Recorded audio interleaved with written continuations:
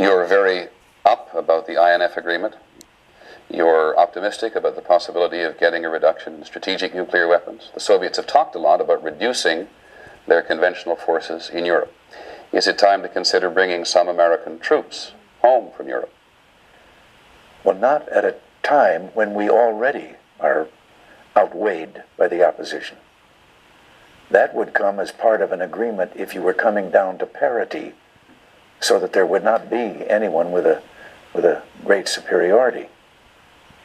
And so no, they would have to come down quite a ways by themselves before they would reach our level. I think if you look at the figures on tanks, mechanized warfare, artillery pieces, they outnumber the NATO forces by as much as 3 times as many weapons in those fields as NATO has.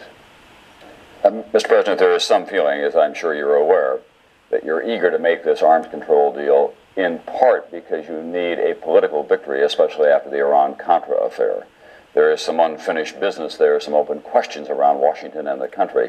One of the principal ones is that if Colonel North and Admiral Poindexter are indicted, would you pardon them? That's a question that I don't think anyone should try to answer at a time like this.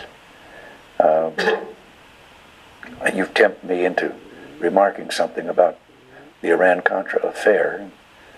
I refuse to believe that accepting a request from individuals not in the government or not government forces of Iran to discuss the possibilities of a future government of Iran having a better relationship with the United States, that it was a scandal for me to accept that invitation and have some people make contact with them. And But it went a lot deeper than that, Mr. President. It was not just the initial contacts about future relations. There was money diverted, and there was, as you know...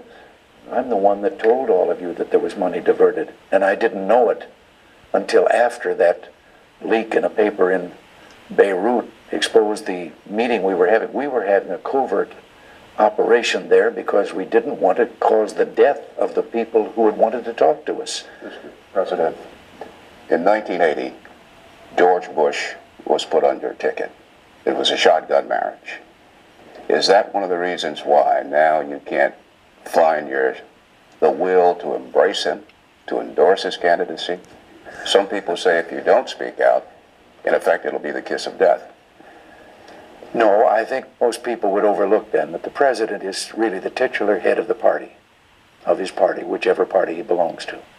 And therefore, while it is a party choice that must be made as to who a nominee is, I had to be this way when I was a governor. I have to be this way when as president. But I can only tell you that whichever individual the party chooses, I will wholeheartedly support them as obviously the best choice for this office, having viewed the candidates of the other party. But I can say this, the vice president, I think, has been the finest vice president in my memory in this country. He has participated in all the major operations. I had that belief when I came here, and I'd had it when I was a governor with a lieutenant governor, that it isn't someone just sitting there waiting to see if you get up in the morning, whether they've got another job. He's an executive vice president. He's a major part. He's one of only 2 of us that are chosen